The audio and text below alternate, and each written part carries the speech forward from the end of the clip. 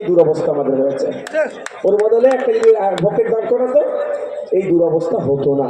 তাই আপনাদের বলছি, সাপ হয়ে কামড়াচ্ছে, ওজা হয়ে ঝাড়ছে, এটুকু বোঝার চেষ্টা করুন। বন্ধু আর শত্রু চেনার চেষ্টা করুন। আপনি আমি বন্ধু শত্রু ঠিকভাবে চিনতে না পারার জন্য আজকে আমাদের এই দুরবস্থা। তাই এই নির্বাচনে ভোটকে নষ্ট করবেন না। আগামী দিনে আপনার প্রতি আরো বড় কোনো দুর্ঘটনা ঘটাতে পারে। আপনার হয়ে বুক চিতিয়ে লড়াইটা করবে কে? 2021 সালে ভাঙর পথ দেখিয়েছিল যে মানুষ যদি ভোট দেয় বিজেপি তৃণমূলকে আটকানো যায়। আমি কুলতলি জয়নগরের মানুষকে বলবো, আসুন বিজেপি সাম্প্রদায়িক শক্তিকে আটকান, দুর্নীতিগ্রস্ত তৃণমূলকে হারান। তাই প্রত্যেকের ভোটটা কাস্তে হাতুড়ি তারা চিহ্নকে ভোট দিন, এমনি এখান থেকে জিতে আমরা বিধানসভায় যাবো। আচ্ছা আপনারা বলুন, আপনারা আফসোস করেন তো যদি নওশাদ সিদ্দিকীর মতো 10টা বিধায়ক থাকতো কি হতো? ওয়াকআপ থেকে শুরু করে এনআরসি থেকে এই আপনার কি বলে এসআইআর পর্যন্ত যদি 10টা থাকতো কি হতো? এখানে সুযোগ আছে তো, এই বাস সুযোগটা কাজে লাগান। মীনাক্ষী দি, দীপশিতা দি, পরমিতা রয়, আপনার আমাদের নাজিরা খাতুন, প্রিয়াঙ্কা বর্মন, আফরিন আছেন আমাদের বালিগঞ্জ থেকে।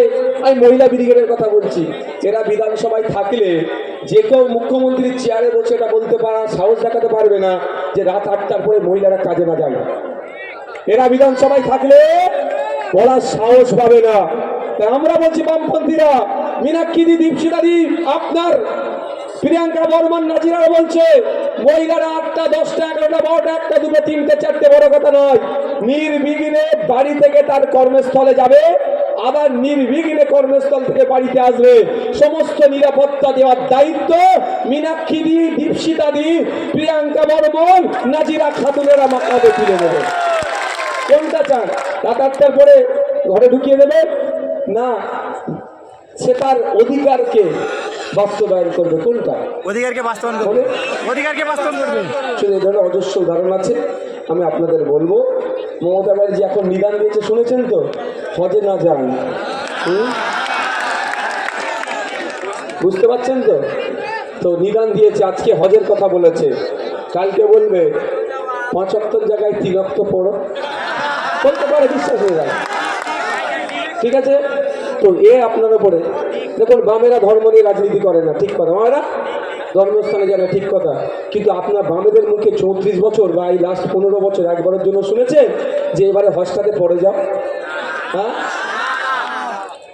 নওশাদ সিদ্দিকী মাথায় দিবি মুখে দাঁড়িয়ে তো আমার ভাই ধর্মীয় লিবাস, কিন্তু একবারের জন্য স্টেজ থেকে আমাকে বলতে শুনেছেন যে মুসলমান হওয়ার জন্য তুমি আমাকে ভোট দাও, বা আমি পীর পরিবারের ছেলে তার জন্য আমাকে ভোট দাও? অনেকে বলে ধর্ম নিয়ে রাজনীতি করছে। যারা বলে আমি তাদেরকে বলছি ওরা চুনোপটি।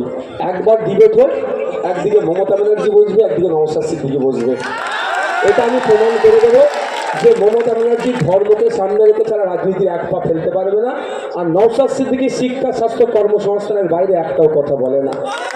যদি আমি প্রমাণ না করতে পারি, আমি ওখান থেকে তৃণমূলের ঝান্ডা ধরে বেরিয়ে যাবো, তৃণমূল হয়ে যাবো। ভয় লাগছে নাকি? হ্যাঁ, আরে ক্যাবিনেট মিনিস্টারের অফার ছিল, টাকা পয়সার অফার ছিল, 17খানা মামলা দিয়ে আটকাচ্ছিল, তাও তৃণমূলের ঝান্ডা ধরেনি। আর মমতা ব্যানার্জিকে আমি ভুল প্রমাণ করতে পারবো না? আর মমতা ব্যানার্জিকে যদি আমি হারিয়ে দিই কি হবে বলো? না বাবা, বলবো মা আমার, দিদি আমার 15 বছর বাংলাটাকে শেষ করেছেন, এবার একটু সন্ন্যাস নিন। হিন্দু সমাজে শুনেছি শেষ জীবনে বৃন্দাবন খুব ধর্মীয় একটা জায়গা, ওখানে গিয়ে তীর্থে যায়। তো বলবো মা, প্রয়োজনে আমি বৃন্দাবনের টিকিটটা কেটে দিচ্ছি, জানি না। 2011 সাল আপনার আমার মাথায় ছিল লোন ছিল 11,000 টাকা, 12,000 টাকা, আর আজকে 80,000 টাকা চাপিয়ে দিয়েছে। এবার আপনি বলতে পারেন আমার আপনার মাথায় লোন তো কি হয়েছে, আমি কি করেছি? আরে না, এই সুদটা আপনাকে হবে। আপনি সুদছেন, এখন সুদতে হবে কিভাবে? নিত্য প্রয়োজনীয় জিনিসের দাম বেড়ে যাচ্ছে, ট্যাক্স নিচ্ছে, হ্যান নিচ্ছে, ত্যান নিচ্ছে, আপনার থেকে টাকা তুলছেন। তাই স্বাধীনতার পর থেকে 1947 থেকে 2011 1,47,000 কোটি টাকা ঋণ ছিল, আর এখন প্রায় 8,00,000 কোটি টাকা। বুঝতে পারছে? এই দেনা করে কোথায় যাচ্ছে? দেনা করে সব বিদেশে টাকা পাঠিয়ে দিচ্ছে।